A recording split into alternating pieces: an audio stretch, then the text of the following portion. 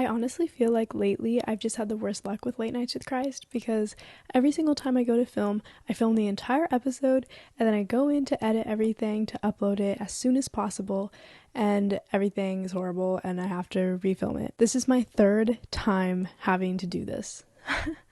But it's fine. It's fine. I'm okay. It's late. I'm tired. I'm hyper. None of this is important. Let's get on with the video. All right. Hello. Welcome back to Late Nights with Christ. We are on episode... What episode is this? 7. We're on episode 7 already, which is crazy, even though I probably should be at like episode 10 by now or 12. I don't know. My posting schedule has not been a-okay, has not been great. I would explain everything, but I'm trying to get right into this video because I don't like when people always like yap at the beginning and they're talking about the most unnecessary things. Anyways, I'm doing that right now. Let's get into the video. Alright, I already did an episode of Lust. I think it was episode 4 of Late Nights with Christ. But there is one more topic I want to expand on more when it comes to lust, and that is exactly what I'm going to be discussing. Can't speak. I can never speak. That is exactly what I'm going to be expanding on more in this video. I mentioned this specific topic in episode 4, but I realized now that what I want to say in this video is far more important because it is truly the key to getting rid of lust. Now, if you already have me on TikTok or Instagram, you've already heard this because I just posted it yesterday, but I wanted to bring it to YouTube because I feel like I can expand on it further. The most asked question I get on my videos is how to overcome lust. But here's the thing. We don't. Many people have this mindset that lust is a battle that we need to participate in, a battle that we need to win, that we need to go toe to toe with it and overcome it. But hear me when I say that lust is not your fight to win. It is not our job. It is not our responsibility to overcome it, to defeat it. Just like how you should never engage with Satan himself, you should never engage in a battle with lust. 1 Corinthians chapter 6 verse 18 specifically tells us to flee from sexual immorality. And in another translation in the Common English Bible, it tells us to avoid sexual immorality. In order to get rid of lust, you need to stop fighting it and start avoiding it. You have to run from it. And for me, in the past, I had adapted this mindset of like, I need to overcome it. I need to fight it. I need to defeat it. I need to win. And I had this mindset because I felt the need to prove myself to God, to prove that I'm worthy, to prove that I'm strong, to prove that I'm capable of battling against it and winning. Like I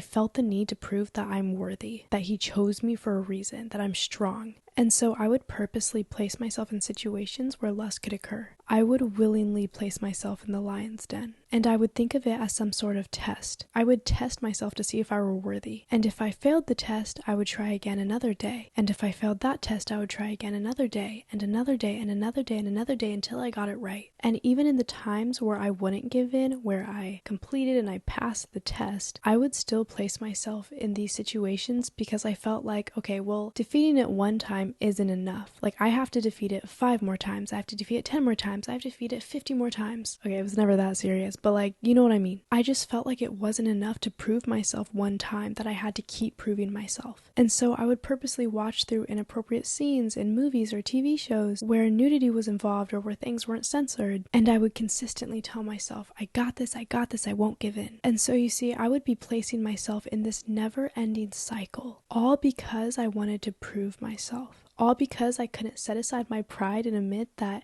I can't do this by myself, that I need God, that I need His help. And for the longest time, I thought that because I was willingly trying to fight against lust, that the effects lust have on other people wouldn't affect me because I was fighting against it. I wasn't giving into it, I was fighting it. I genuinely believed that because I was against it, that lust would not consume me. I believed that lust would not find its way into my heart, into my mind, and into my soul. But I was wrong, because even if I didn't act on anything physically, the minute I would put my phone down and go to bed, my mind would start to wander. And it would think back to what I had just watched or what I had just read, and I would make up scenarios in my mind, or my curiosity would get the best of me, and then I would pull out my phone and I would start searching up all the answers to the questions that I had, all of these questions that the enemy convinced that I just needed to know. Or I would think about what I would do if I were in that specific situation, and so forth, so forth, so forth. And it wouldn't end there, because then I would fall asleep, and then I would wake up, and then the next day I would go on my phone and I would be scrolling, and the minute I see something inappropriate, something where someone's not dressed very modestly, or even some out-of-pocket thing that someone would say, my mind would just automatically think inappropriately, even if it's not meant to be inappropriate. My mind was so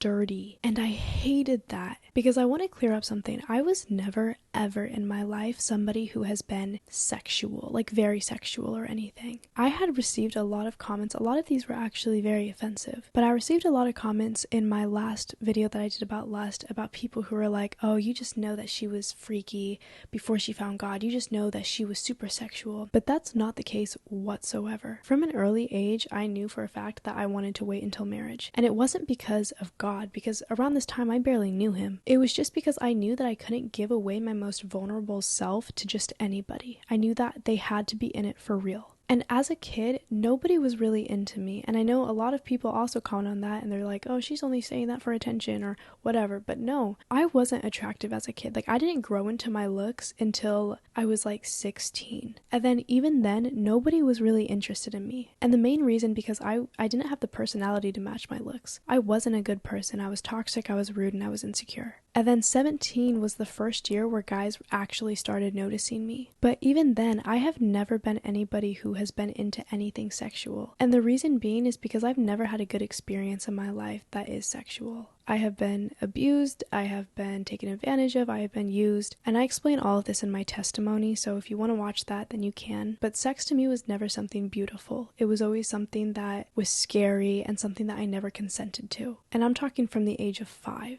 But anyways, when I had adapted this mindset and when I was in this never-ending cycle, it's not something that I ever enjoyed. I was never what you guys want to call freaky. I've never been like that in my life. I've always been a hopeless romantic. I've never even been in a relationship before. Like, I'm really not who a lot of people think that I am. And just with lust, it's the same thing with drinking and drugs. I've never been that party person ever. And so I hated it so much when all my mind would do was just ruin everything and make it dirty and make it inappropriate. And being a virgin specifically, I mean, I have no idea what sex feels like or what that level of intimacy truly feels like. Like, I have no idea. And so my mind knows no bounds, and that's the same with anyone. And especially me, because I am such an overthinker with all of this. Not only this, but just with anything in general. Like, I'm just a big overthinker. So anyways, being a virgin, not knowing about any of this, your mind can and will run free. And it will think about absolutely any and everything it can. Because at least for me, it is trying to make sense of what it does not know. And so by trying to do that, your mind will literally grasp onto any and everything it possibly can to somehow try and understand what all of it is, what sex is, what it feels like, what the emotional aspect to it is, what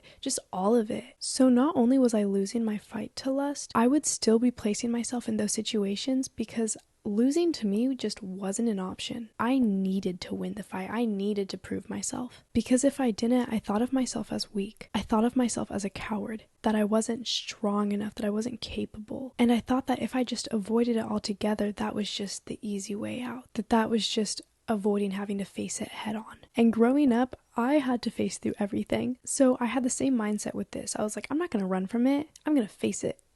But like I said, I thought of avoiding it as just the easy way out. But I know now that avoiding it is 10 times more harder than trying to fight it yourself. And once you start to master that, once you start to master just the art of avoiding it, your life will completely change in all aspects, not just with lust. And that's a whole other video that I can get into because there's so much more to that. But honestly, everything changed after that. And it wasn't until a few months ago actually where I realized that lust is not my fight to win. It is not my battle. I realized that I had a choice and that the choice that I had been making was the wrong choice. I finally understood that I wasn't forced to defeat it. I was just thinking that I was forced to. I was forcing myself to try and defeat it, but no one else was forcing me to. But it was my own pride that got in the way. I finally understood specifically why God tells us to flee from it. I realized that there's a reason why that law is put up. As stupid as that may sound, even though I was late to realizing it, I finally understood and I realized why that law was set up by God in the first place. And one of the reasons being is because nobody would adapt the mindset that I had to do it by myself, that it was something that I had to prove. Because here's the thing, God created us, so He knows our flesh. He knows that our flesh is always going to give in. It doesn't matter what we think or what we know we can handle. No.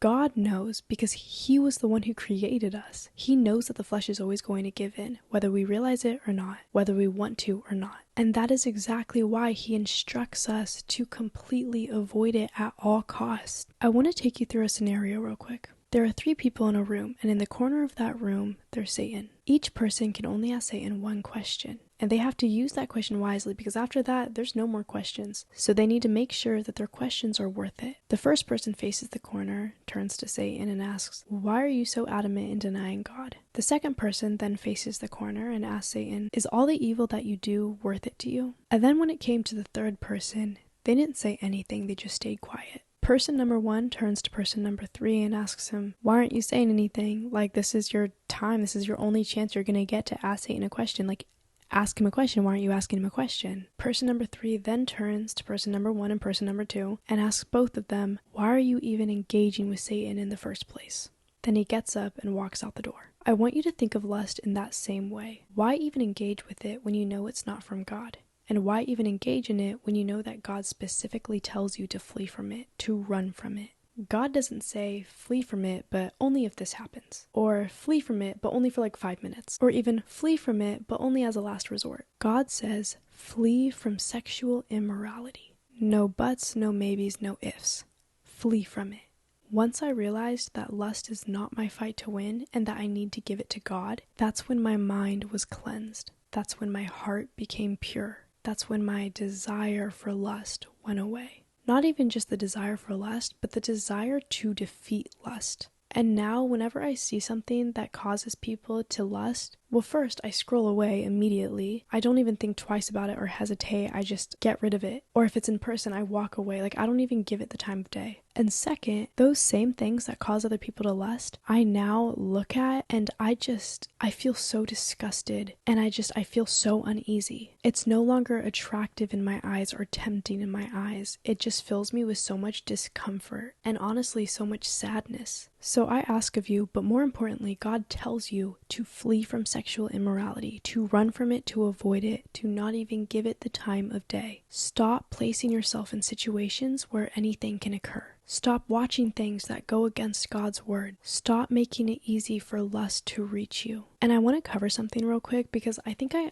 even said this in my last episode of Late Nights with Christ, or my last episode where I covered lust, but there is honestly no such thing as falling into lust. Like I said, I've said it before, but now I understand how just misleading and untrue that is, to fall into it. With lust, you never fall into it. Whether you want to admit it or not, and whether you realize it or not, you are actively placing yourself in situations where lust can occur. You are placing yourself in those situations, which is why God tells us to avoid it altogether. And by avoiding it, you will never find yourself in those situations. Now, before I end this video, I want to tell you a story that happened a few years ago. This was 2 years ago before I found God, and there was this guy that I really, really liked. And he was honestly the first guy to ever like me. Like me. I was 17 and he was 19, and he was actually my first kiss. However, we never dated. Like I said, I've never been in a relationship before. But while we were talking, I would go over to his house a lot. Like, he would never come to me, I always had to come to him. And whenever I would go to his house, it would always be late at night. I'm talking like 1 in the morning up until 4 in the morning sometimes. One night in particular, he tried something with me. I was extremely uncomfortable. But he decided to ignore how uncomfortable I was. It was very obvious I was uncomfortable. But like I said, he didn't care. I don't really want to go into detail about everything, but I remember leaving that house that night feeling so used and feeling so scared and just feeling sad and empty. It was not something I wanted to do. And now, 2 years later, I look back at that night and I think back to 2 things. The first being that I thank God so much that nothing more occurred. I thank God so much that the guy that I was with didn't take it to the level that he probably could have, because he was a lot stronger. He was so much taller than me, not to mention he was older. I thank God so much for that. The second being that now I understand that if I would have known then what I know now about lust and about avoiding it and about what God says about it, the whole situation could have been prevented. I know now that me going over to a guy's house at 12 a.m. when his parents aren't home probably isn't the smartest idea. So if I would have just avoided that altogether and not have placed myself in that situation, I would have never experienced that. And for the longest time, I blamed myself completely. It took me forever to get over what happened that night. I think later that night I bawled my eyes out, and then the next day I bawled my eyes out too. But I realized that sometimes, no matter how many people warn you against it or tell you not to do whatever it is you're going to do, sometimes the only way to learn is by being stupid and ignoring them and doing it anyways, and going through that heartbreak, going through that pain, going through, honestly, sometimes the most traumatic experiences ever, so that way you can learn from it. Because let me tell you, there's a lot of people who I've met, me included, where I just wouldn't listen to other people. I thought I knew what I was doing, and I clearly didn't. But I needed people to give me that space to make those mistakes. And again, this is before I knew God, so I didn't even really have a good understanding of what God's law was, or really anything in this world was. You live, you learn, and now I know. And I know that God has forgiven me for it. And now that I know the actual impact that lust can have on people, now that I know how it can affect your flesh, your mind, your soul, your body, your heart, I will never be found in a situation like that again. But it wasn't just going through that made me realize all this. It was feeling that pain, feeling that heartbreak, feeling that emptiness and that shame, because I never ever want to feel like that again. Because I was able to feel that, because I lived through that, I know for a fact I don't ever want to feel that again. And so I'm not going to place myself in situations like that again. It's not smart. Now, if God says something, I'm going to listen. I'm not even going to try and test it out or see if he's right or wrong. No, I'm going to listen, because he was right about that, and he was right about 10 million other things, so why should I question him again? So honestly, if you gain anything at all from this video, just have it be that lust is not your fight to win. So if you are looking to defeat lust, you're not going to be able to do that. You're never going to be able to do that if you keep engaging with it. God says to flee from it, so do exactly that. Thank you so much for watching. As always, I have a prayer in the description, so if you want to read it, go ahead. Have a great night, and God bless. Ciao.